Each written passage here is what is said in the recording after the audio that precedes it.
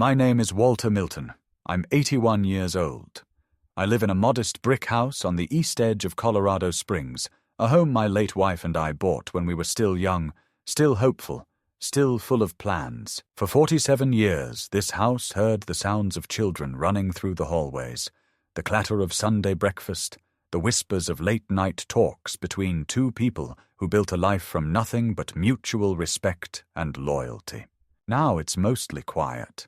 The silence inside these walls is not peaceful, but thick, heavy like a woolen blanket in summer. I speak out loud sometimes just to hear a voice. Since my wife Miriam passed 5 years ago, suddenly from a heart attack, time has shifted in strange ways. The days blur together. Mornings start with the creaking of my knees and the shrill whistle of the kettle. I still make breakfast the way she liked it. Over-easy eggs, black coffee, 1 slice of toast, buttered while hot.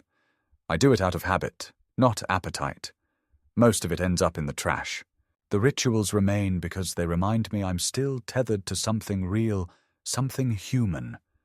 I'm not completely alone, not in the strictest sense.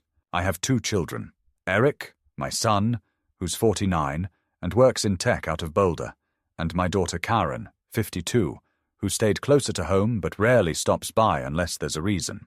They both have families of their own, mortgages, aging cars, vacations to save for, therapy sessions to schedule for their teenagers.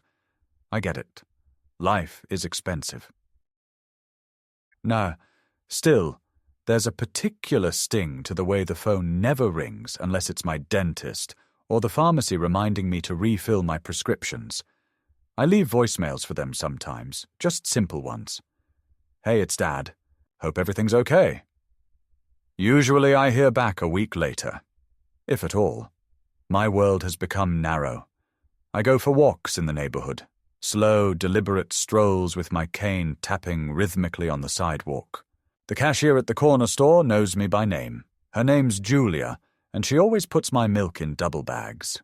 The other day she asked if I had plans for Thanksgiving, and I told her, half joking, yes, I'll be dining with my microwave. She laughed in that polite way young people do when they don't know what else to say to someone who looks like they've seen. Too much life. People assume I must be lonely. Sometimes I am, but more often I'm just untethered. Not sad, not bitter, just disconnected from the flow of things.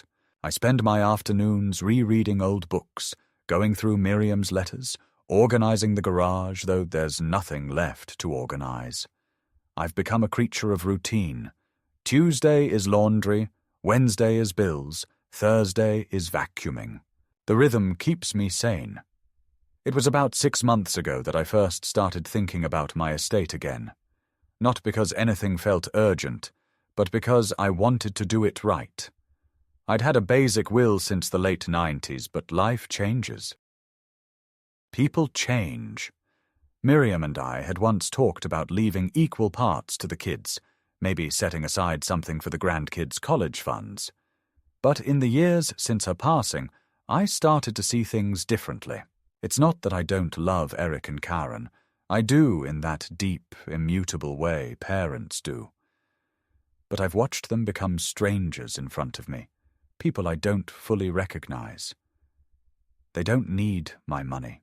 What they need is a reminder that nothing is guaranteed, least of all inheritance. What really lit the fire under me, though, was an offhand comment Karen made during a rare lunch visit. She was fiddling with her phone while I poured coffee, and I mentioned I'd seen a lawyer the week before to ask about revising my will. Her head snapped up like I'd said something scandalous. Are you sure that's necessary, Dad? I mean, at your age, no offense, but you do forget things sometimes. I didn't answer her right away. I just looked at her, at the way she stared at me like I was a fragile package she hadn't ordered, but didn't want to throw out either.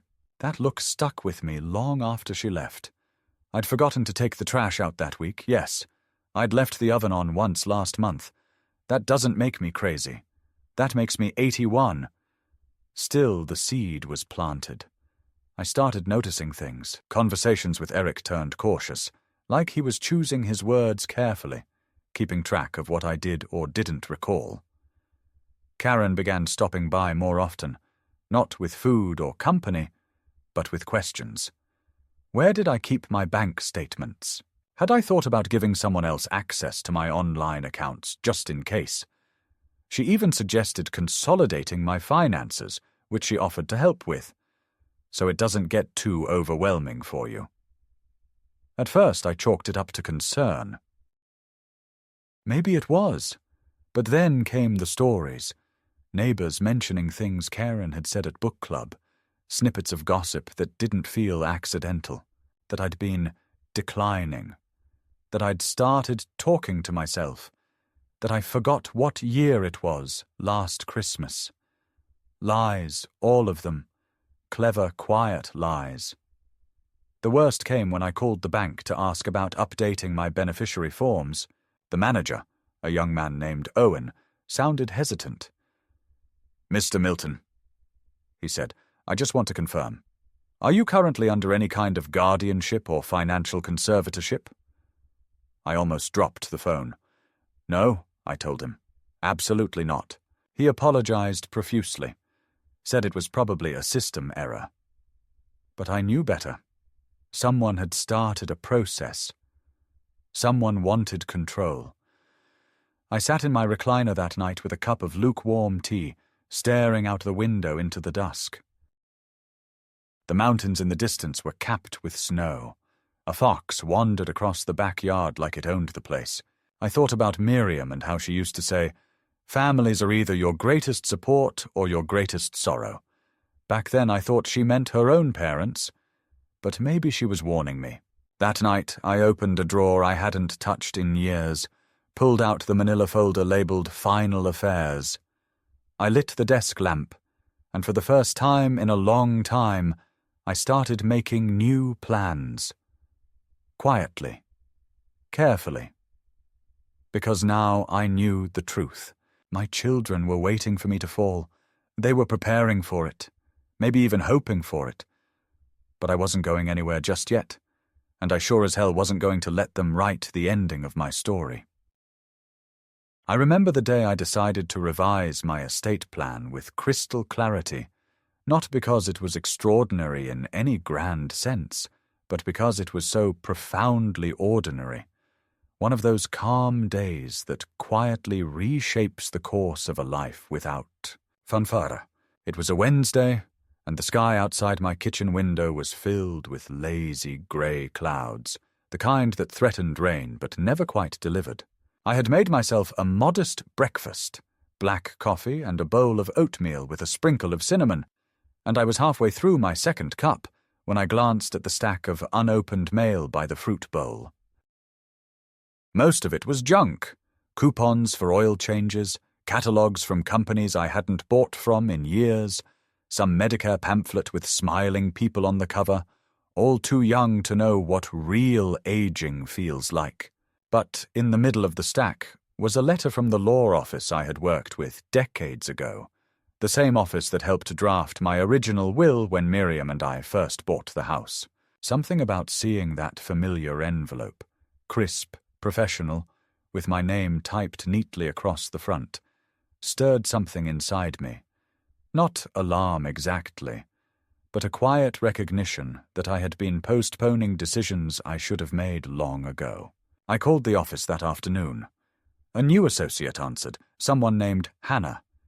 She had the brisk, efficient tone of a person who had too many tasks and not enough time, but she was polite enough. "Mr. Milton," she said. "Of course we can set up a review. Do you still reside at the Colorado Springs address?" I confirmed, and we scheduled a meeting for the following Monday. I hung up and stared at the phone for a while, unsure why my hand was trembling slightly. Maybe it was nothing. Or maybe it was the first real move I had made in years that was purely for myself. Over the next few days, I dug through old folders and safety deposit slips, updating account numbers, making a list of everything I still owned. It was more than I thought. The house, fully paid off. 3 bank accounts, an old but healthy IRA, 2 vintage bonds from the 80s that Miriam had insisted we keep for emergencies. I had no debts, no loans, no car payment. I was, by all definitions, financially free. But the more I documented, the more I realized how vulnerable I truly was, because all of it, all those assets and records, were exposed to interpretation if I wasn't clear, and clarity was something age did not always allow us the luxury of keeping indefinitely. I couldn't rely on assumptions anymore. I couldn't assume my children would honor my intentions if I didn't spell them out in language so ironclad even a team of lawyers would find no room for manipulation. When Monday came, I dressed carefully in slacks, and the navy sweater Miriam had once said made my eyes look less tired. I took a cab to the office. My driving had become unreliable, and I didn't want to risk forgetting where I parked. The building was newer, glass and steel, cold in a way that suggested ambition more than hospitality. Hannah met me in the lobby. She couldn't have been older than 30, her heels too high for comfort, and her smile too rehearsed. But she offered me coffee and led me to a private conference room with tall windows and a view of the highway. We spent nearly 2 hours going through everything. I told her I wanted to revise the will, to establish a living trust, to ensure that if anything happened to me, I wouldn't be funneled into some nursing home by a committee of relatives claiming to act in my best interest. She nodded professionally and took notes, but I could sense her discomfort growing with every clause I requested, especially the one about appointing a non-family trustee. "It's unusual," she said, "but not unheard of." I said nothing. Unusual or not, it was necessary. By the time I returned home, I felt lighter, like I had finally locked the door to a room where danger had been waiting, breathing quietly in the dark. But that sense of relief didn't last. It was only a few days later that the whispers started, not from strangers, but from the very people who should have been by my side. Karen came by unannounced one afternoon, a rare and jarring event in itself. She brought banana bread, still warm in foil, and wore that expression, part concern, part calculation, that I had come to recognize too well. "Dad," she said, "Eric told me you were making some legal changes. About the will?" I nodded cautiously. "Just updating a few things," I said, but her brow furrowed, and she sat down across from me like she was preparing for an interrogation. "I just want to make sure you're thinking clearly about all this," she began, her tone soft but insistent. "I mean, these things can be confusing, and sometimes people take advantage of the elderly." I laughed, not with humor, but with disbelief. "Who's taking advantage of me, Karen?" I asked. She blinked, surprised. "No one. I'm just saying, maybe we should be involved in the process. Maybe we should come with you next time to make sure everything's, fair." Fair. The word landed like a stone in my chest. I looked at her face, and suddenly saw not my daughter, but a woman rehearsing a legal position. Her eyes didn't blink in sympathy. They were scanning, assessing. I excused myself to the kitchen and stood by the sink for a full minute, just breathing. The next day I got a call from my neighbor Jeff, a retired postal worker who sometimes mowed his lawn at the same time I did. He was casual at first, making small talk about the weather, but then his voice dropped. "Hey, Walter, listen, I don't mean to intrude, but I heard something strange at the grocery store. Your son was talking to the pharmacist, said you'd been acting erratic. Something about forgetting where you were a few times?" I felt my jaw tighten. I had never done any such thing. "Thanks for letting me know," I said, trying to keep my voice even. He hesitated. "If you ever need someone to vouch for you, for your clarity, I'd be happy to. We all forget things, but I've never once thought you were confused." It escalated quickly after that. A letter arrived from an attorney, my son's attorney, formally suggesting a conservatorship be established, in light of Mr. Milton's declining mental faculties. I sat in my recliner with the envelope trembling in my hands. Declining. I had passed my last medical exam with flying colours. My blood pressure was better than most people 20 years younger. I did my taxes manually, and yet here it was in black and white, a legal attempt to take over my autonomy. The betrayal was stunning in its efficiency. It wasn't a physical attack, but it felt violent all the same. My children were positioning me as a burden, a risk, a liability they needed to manage. Not because I had given them reason to believe I was failing, but because I had dared to regain control. And that was when I understood. They weren't concerned about my health. They were concerned about my choices. The more I made decisions on my own, the more dangerous I became to whatever plans they had for my estate. My independence was not an asset in their eyes, it was an obstacle. I went to the mirror in the bathroom and looked at myself for a long time. The man staring back was old, yes, but he was not confused, he was not lost, he was not finished. I straightened my shoulders, walked back to my desk, and picked up the phone. It was time to call a different kind of lawyer. The war had begun. The first time I realized just how far Eric and Karen were willing to go was a cold Friday morning in late February, the kind of day where the sky hovers low and grey, as if pressing down on your thoughts. I had gone to the front yard to refill the bird feeder, something I did religiously every week since Miriam passed. She had adored birds, especially finches and robins, and I found a strange comfort in watching them flutter in and out of the tree by the porch, as if she were still speaking to me through their wings. I was wearing my old overcoat, the one with the ripped lining I kept meaning to fix, and my hands were numb with cold as I struggled with the latch on the seed container. As I turned to go back inside, I saw Karen's car pull up. She didn't call beforehand, as she usually did. She stepped out with a folder tucked under one arm and a bright, artificial smile that reminded me of a nurse trying to coax an agitated patient back into bed. She hugged me, too tightly, and followed me inside without waiting to be invited. I offered her coffee, which she declined, opting instead to sit stiffly at the dining table like she was about to deliver a formal speech. "Dad," she began, "Eric and I have been talking. We're worried about you. You've been isolated. You don't answer calls right away. Last week you called me twice in the same day and asked the same question." I blinked. "What question?" She hesitated, clearly not expecting to be challenged. "You asked if I'd picked up your prescription, but you never asked me to pick anything up." I stared at her, trying to remember. Maybe I had called. Maybe I had been thinking of someone else, like Julia from the pharmacy, and dialed Karen by accident. But even if that were true, a single mistaken call did not warrant the level of scrutiny she was applying. "That doesn't mean anything," I said. "People forget things. I'm not losing my mind." She nodded, a little too quickly. "Of course not. No one's saying that.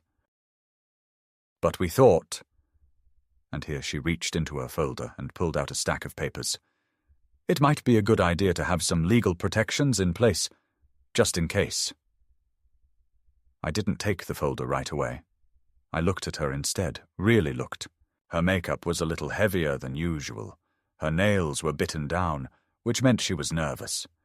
She pushed the papers toward me, and I picked them up slowly, thumbing through them without absorbing the words. Somewhere on the third page, I saw the phrase, "durable power of attorney," and my stomach dropped. "You want me to sign this?" I asked. "Yes," she said quickly. "It's standard.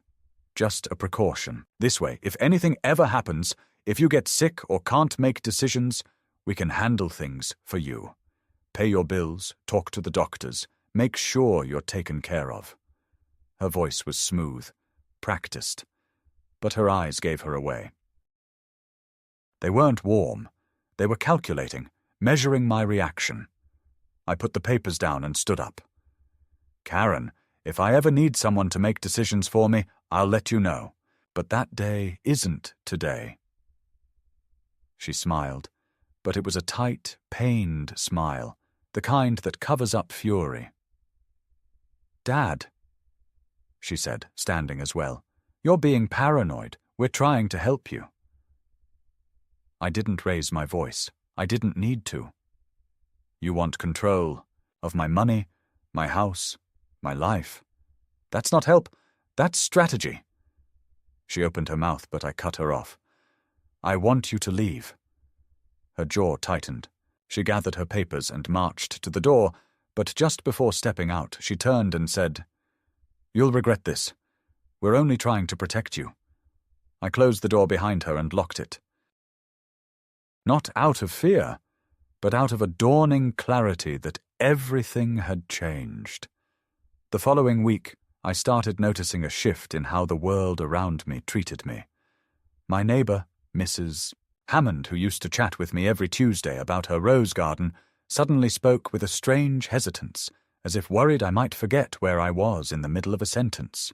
The clerk at the bank, one I'd known for years, asked me to confirm my identity twice before allowing a routine withdrawal. My primary physician, Dr. Lee, called to say he'd received a concerned inquiry from a family member and wanted me to come in for a cognitive screening. I declined politely but firmly. The whispers were spreading, and I hadn't even left the house. Then Eric came. Unannounced, like Karen, but worse in a way because he brought his older son, my grandson Logan, who I hadn't seen in over a year. Logan sat in the living room, pretending to scroll through his phone while Eric paced, speaking in low, rehearsed tones.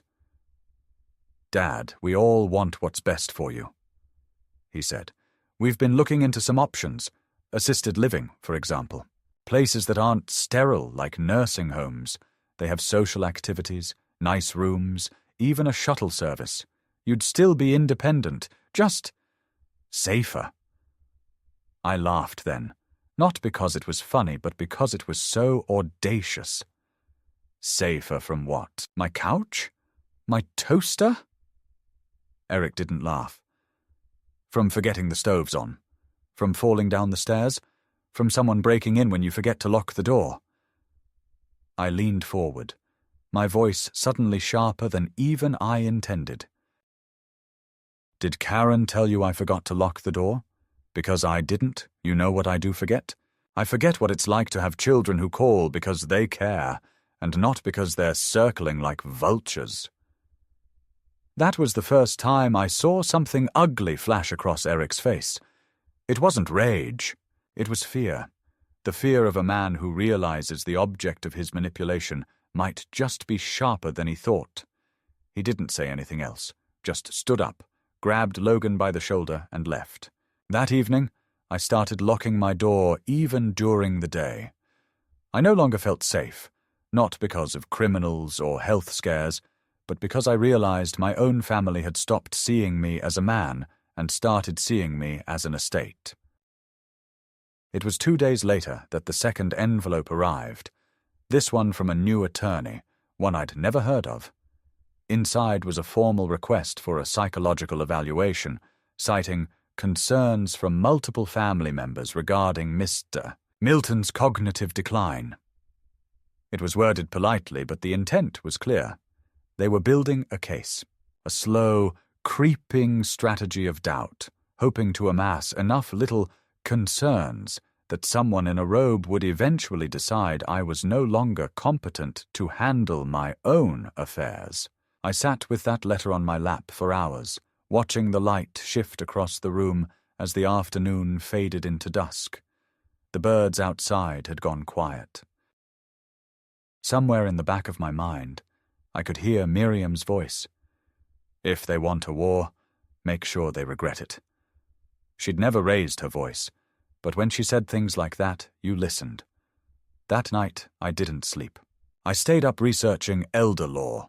I called Hannah in the morning and asked her to expedite the formation of the trust. I contacted a private medical firm and scheduled an independent neurological evaluation. I reached out to a retired colleague from my school district days, Tom Watkins, a lawyer who now did estate defense cases part-time. I told him everything. He was quiet for a while, then said, "They're making a move. You better be ready to make one too." And I was. Because this wasn't just about money anymore, it was about dignity, and I wasn't going to let them take mine without a fight. I don't know if there's a specific moment when a man realizes his children no longer see him as a person, but as a liability. But for me, that realization came on a drizzling Tuesday afternoon in March, when I made the mistake of stopping by the county clerk's office to get a certified copy of my birth certificate. I needed it for the trust paperwork Hannah's team was finalizing, and I didn't think twice about doing it in person. It was a small errand, something I'd done countless times over the years. But this time, the clerk, an older man I vaguely recognized from city council meetings long ago, took an unusually long time verifying my ID. He squinted at my license, looked back at me, then lowered his voice and asked, "Do you have someone with you, Mr. Milton?" I blinked. "No, why would I?" He hesitated. "Oh, nothing, just some people prefer to bring family when handling this sort of thing." I nodded slowly, thanked him for the certificate, and left the building in silence. But something about the way he looked at me lingered all the way home. That same patronizing caution I'd seen on Karen's face, on Eric's, on the pharmacist's.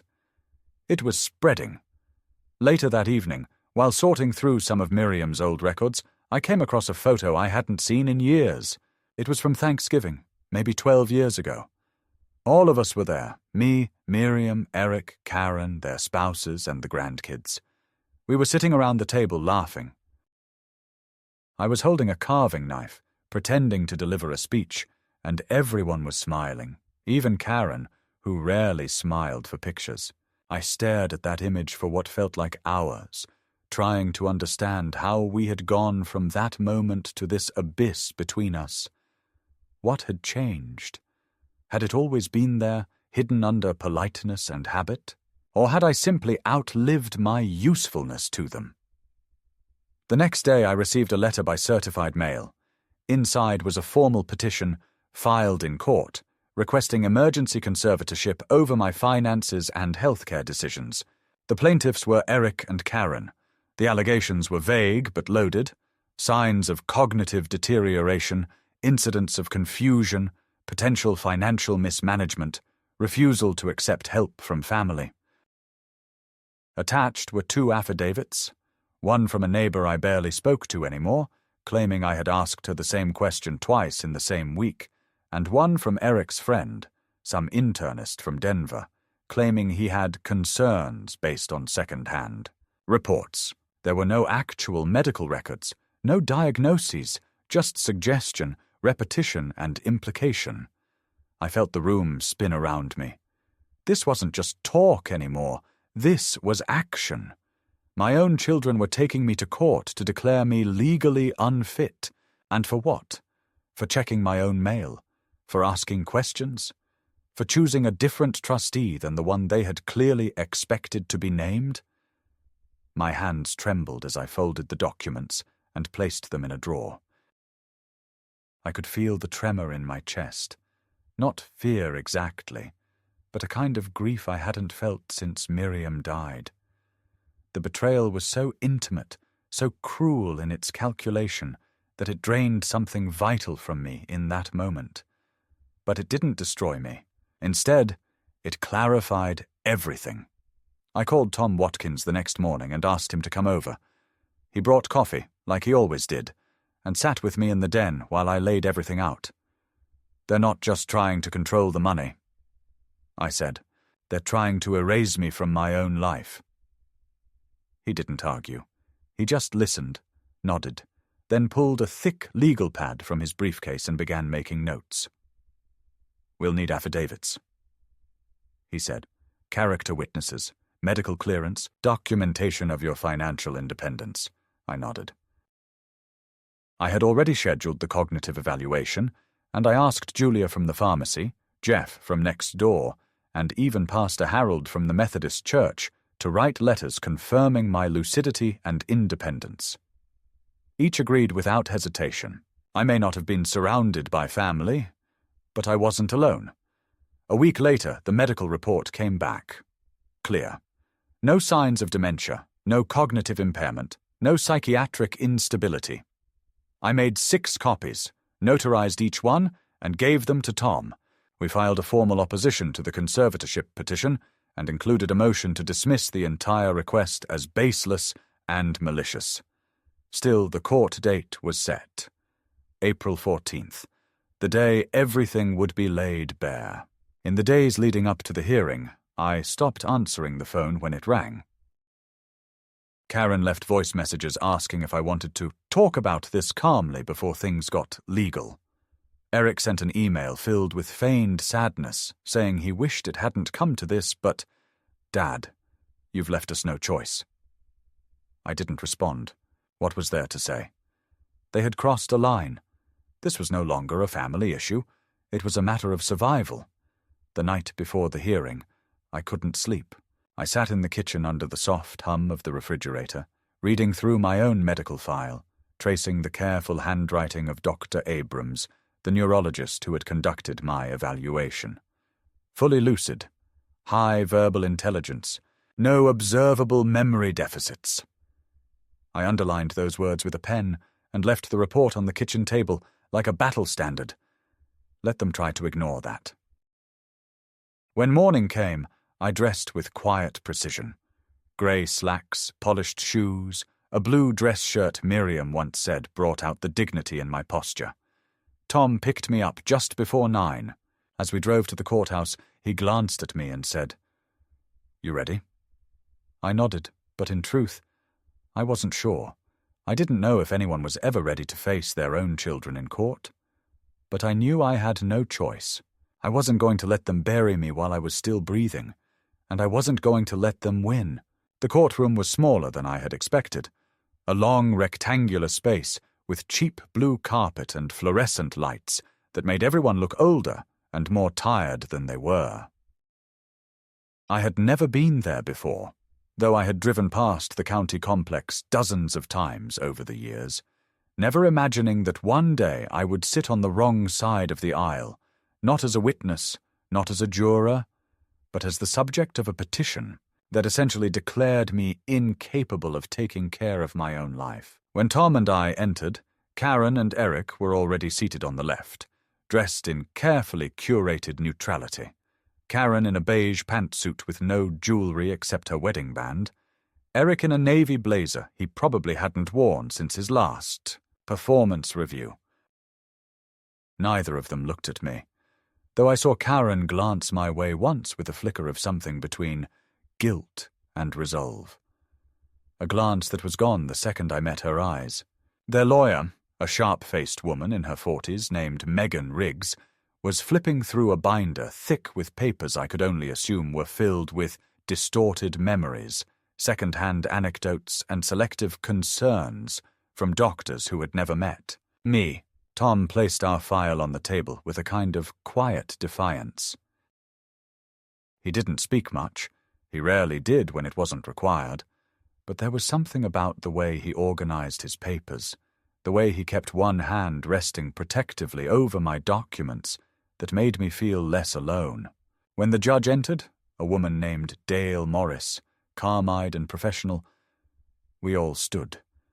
I focused on my breathing, on the rhythm of my heart, trying to ignore the bitterness rising in my throat as the proceeding began. The petition was read aloud, every word like a splinter under my skin. Subject has exhibited signs of memory loss, confusion, paranoia. Petitioners cite repeated incidents where the respondent allegedly misplaced bills, forgot appointments, and expressed suspicion toward family members' intentions. I clenched my jaw as the words echoed through the room, feeling not like a man defending his freedom, but like a criminal forced to prove his own sanity. Then came the witnesses. First, a woman I didn't recognize. apparently a social worker contacted by Karen after becoming concerned. She spoke vaguely of patterns, of risk factors, of elderly individuals who slowly lose their grip on reality without even realizing it. She had never spoken to me, never visited my home, never once asked me what I wanted or how I felt, and yet here she was, testifying to my state of mind based on a few conversations with my daughter and son. Next came Dr. Rakesh, the internist from Denver, who admitted under oath that he had never examined me directly, but had written a letter of concern out of professional courtesy to Eric, who was visibly distraught over my behavior. He used phrases like potential neurocognitive decline and early-stage indicators, all framed carefully to avoid outright diagnosis, but enough to plant seeds of doubt in the judge's mind. I wanted to shout, to ask how someone could diagnose a brain they had never even seen, but Tom rested a hand on my arm, firm and steady. Then it was our turn. Tom began by laying out a timeline, my clear medical record, my documented financial independence, the recent formation of a trust, the notarized letters from my neighbors and my pharmacist confirming my lucidity. He submitted the full report from Dr. Abrams, the neurologist, who had performed a complete cognitive assessment 2 weeks prior and found no signs of dementia, Alzheimer's, or any form of psychiatric disturbance. Then he brought in Pastor Harold, who testified that I had recently delivered a guest lecture at the senior center, recalling events from history with clarity and wit. Finally, Tom asked permission to play a short video. It was taken on my laptop, 2 nights before the hearing, a simple recording of me reading a passage from Steinbeck's The Grapes of Wrath, then speaking clearly and unscripted about what the novel had meant to Miriam and me when we read it during our courtship. I watched the video play on the screen, saw myself speaking plainly and calmly, without notes, quoting lines from memory, pausing to smile at a thought that had made me laugh. When the video ended, the courtroom was silent. Judge Morris looked at me directly. "Mr. Milton, would you like to make a statement?" I stood. My knees ached and my spine creaked, but my voice did not shake. "Your Honor," I said, "I may be 81 years old, but I am not lost. I may forget where I put my glasses or whether I took my vitamins this morning, but I do not forget who I am. I know my name, I know my history, I know the difference between someone helping me and someone trying to take what is mine. I spent my life serving others, as a teacher, as a principal, as a husband, and as a father, and now my children want to take away the last thing I have left, my dignity. Not because I'm incapable, but because I dared to make decisions without their permission. If that's what being old means in this country now, then we are in more trouble than I thought." I sat down. The judge thanked everyone and said she would issue a ruling within 7 days. As we exited the courtroom, Karen brushed past me without a word. Eric paused for a moment, opened his mouth, then closed it again, and followed her. I stood in the parking lot staring at their retreating backs, wondering if there was anything left to salvage. But the next morning answered that question definitively. I received an alert from the bank. There had been an attempt to transfer $25,000 from one of my accounts to a new account in Eric's name. The request had been flagged and declined due to inconsistencies in authorization. I called the bank immediately, and they confirmed that someone had logged in using my online credentials I had only ever written down in a notebook stored in my desk at home. Someone had been in my house. I checked the back door. No signs of a break-in. But when I looked at the drawer where I kept the notebook, I saw that it had been neatly closed but slightly askew, not flush the way I always left it. I checked the bedroom, the bathroom, the study. Nothing was missing. Nothing obvious. But I knew.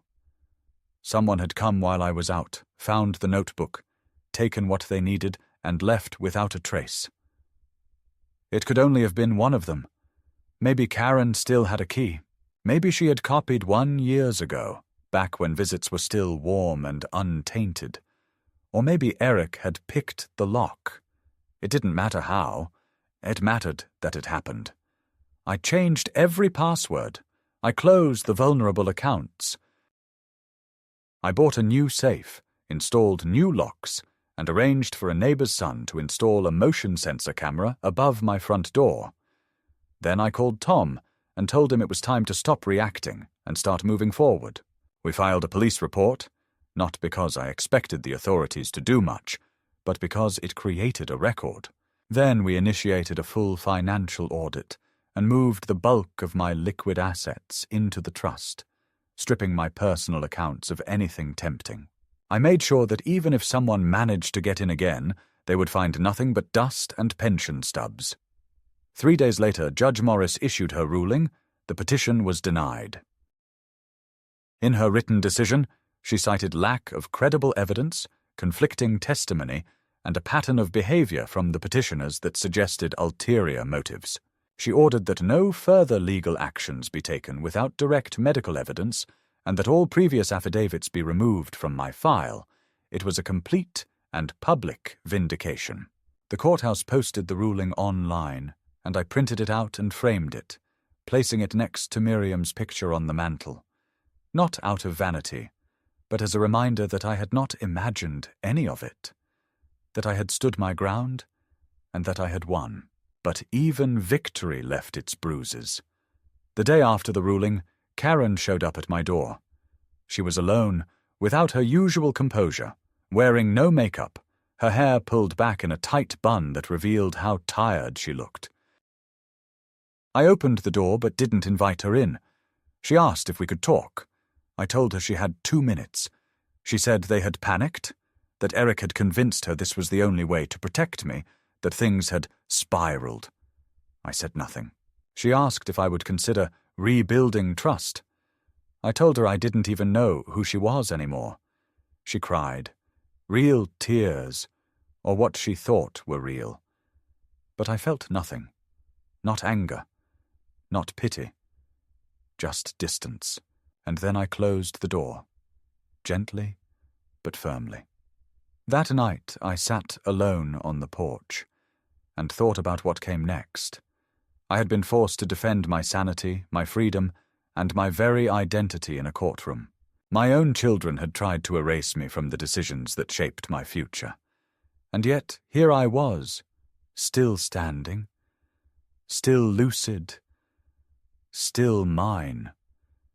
But something inside me had shifted, and what came next wouldn't be about defense. It would be about control. My control. There's something liberating about losing the last illusion that your family will ever truly come back to you. It's not a joyful feeling, not a relief exactly, but more like the deep exhale of a man who has finally stopped knocking on a locked door. After the court's ruling, after the passwords were changed and the locks replaced and the trust secured beyond interference, I expected Karen and Eric to disappear, to shrink away from the battlefield they themselves had created. Instead, they adapted. They began a new campaign, less overt, more psychological. I received notes in the mail, unsigned but clearly from Karen, written in a gentle, almost infantilizing tone. We're sorry you felt we overstepped. We love you very much. Please don't isolate yourself. You need people around you at your age. And then a second note, with similar language but less patience. It's not healthy to cut your children out. Don't let your pride rob you of the time we still have left. It would have been touching if it hadn't come weeks after trying to have me declared legally incompetent. I threw both letters in the fireplace without opening the third one that arrived, but I wasn't finished. Vindication alone wasn't enough. The trust protected my assets from external hands, yes, but my children still walked the streets of this city with the confidence that they had only made a mistake, not a betrayal. They still dined with friends and told their story in a different light. A concerned daughter, a dutiful son, a confused old man lashing out from paranoia. Their social circles likely nodded sympathetically, offered condolences for the strain of elder care, and shifted their pity in the wrong direction. I wasn't interested in revenge, not in the dramatic sense, but I was interested in balance. I was interested in truth becoming visible, undeniable, etched in places they couldn't erase. It started with the house. 8 years ago, I had given Eric and Karen the down payment on their shared property. Karen had just finalized her divorce, Eric had been laid off temporarily, and they needed a fresh start for the grandkids, who were still in middle school back then. I gave them the money not as a gift, but as an investment. My name was on the title, and I retained a 1/3 ownership of the property, something they agreed to at the time, and then promptly chose to forget. I hadn't stepped foot inside that house in nearly 5 years, and when I had asked about it after Miriam died, they told me it wasn't set up for guests, and that I would be more comfortable in my own space. I believed them. I accepted their excuses. I sat in my quiet house and believed that somehow, someday, they would open that door to me again. But now, that property was no longer a symbol of reconciliation. It was leverage. I contacted a real estate attorney, a brisk, silver-haired woman named Judith Kane, who reviewed the deed and confirmed in clear, precise language that yes, I was a legal co-owner of the property, with all the rights and privileges therein. "You can force a sale," she said plainly. "They'll fight it, but they'll lose. It's just a matter of time." I told her I didn't want to waste time. I wanted to start the process immediately. Within a week, a letter was sent to both Karen and Eric, notifying them of my intent to sell my share of the house, and if necessary, to petition the court for full partition. I heard nothing for 5 days. Then the calls began. They didn't leave voicemails. They knew better than to leave evidence. But they called at all hours, early in the morning, late at night, during lunch, sometimes back to back. I didn't answer a single one. I sat by the window with the receiver off the hook, watching spring bloom across the yard, the dogwood tree in full flower, as if nothing inside the walls of this family had rotted. A week later, I received a letter from Eric's attorney, this one much less polished than the firm that had tried to take control of my affairs. It accused me of acting out of emotional retaliation, threatened counter-litigation, and implied that I would regret drawing public attention to a private matter. I took it to Judith, who read it without a flicker of concern. "Standard bluff," she said. "They've got nothing. We'll proceed." We filed the partition suit. The story, of course, leaked almost immediately. Not from me, but from them. Mutual acquaintances began calling me, politely asking if everything was okay, or suggesting I sit down with the kids and talk things out. But the best moment came 2 weeks into the process, when a reporter from a small local newsletter reached out to request a quote. Apparently someone in Karen's circle had framed the story as an aging parent suing his children over property in a moment of mental instability. I gave the reporter a full statement, on the record, factual, calm, with documents to back up every claim. And within a week the article was published, not as a scandal, but as a quietly damning account of elder manipulation and the legal tools available to prevent it. I clipped the article, folded it carefully, and sent it anonymously to Eric's office and Karen's neighborhood association. 3 days later, I received a letter, not from an attorney, not from them, but from my granddaughter Lucy. Handwritten. She said she didn't know the full story, only what her parents had told her, but that she hoped I was okay, and that she remembered how I used to help her with math on Sunday afternoons. I miss that. I hope we talk again someday. I didn't respond. Not yet. I folded her letter and placed it in the desk drawer where I kept the few things I couldn't throw away. Then came the final move. I updated the trust. I removed Karen and Eric as any potential beneficiaries. I replaced them with a modest scholarship fund to support students pursuing public education careers in Colorado. I named Lucy, and only Lucy, as the sole individual family member to receive anything upon my passing. A modest sum, enough to be meaningful but not enough to corrupt. I left a letter with my lawyer to be delivered to her upon my death, explaining why. Not to shame her parents, but to show her that clarity, even late in life, is worth preserving.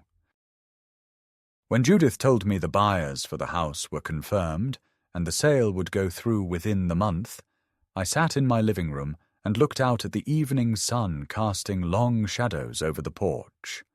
I didn't feel victorious. I felt grounded. For the first time in years, I wasn't waiting on anyone's approval. I wasn't hoping for a call that would never come. I wasn't wondering what I had done wrong as a father. I had done the best I could. I had built a life, and when that life was threatened, I fought for it, not with bitterness, not with revenge, but with the steady insistence that I still mattered.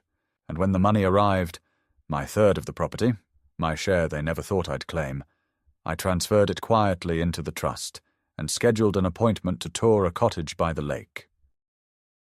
Not far from here, but far enough that no one would drop by uninvited. I was going to spend the rest of my days exactly as I chose, and no one would ever speak for me again. The house by the lake wasn't grand, but it was mine, in a way the family home had ceased to be long ago. A single-story cottage with cedar siding, a screened-in porch, and a view of the water that changed color with every hour of the day. I signed the papers 2 weeks after the property sale was finalized and moved in quietly, taking with me only what I needed: my books, my records, the desk Miriam had written her letters at, and one box filled with photos, not all of them happy, but all of them real. I didn't tell anyone I was leaving town. There was no farewell party, no announcement. I left a forwarding address with the post office and nothing else. The silence was intentional. A punctuation mark. A quiet statement that I was no longer available to play the role of the vulnerable elder in their staged family drama.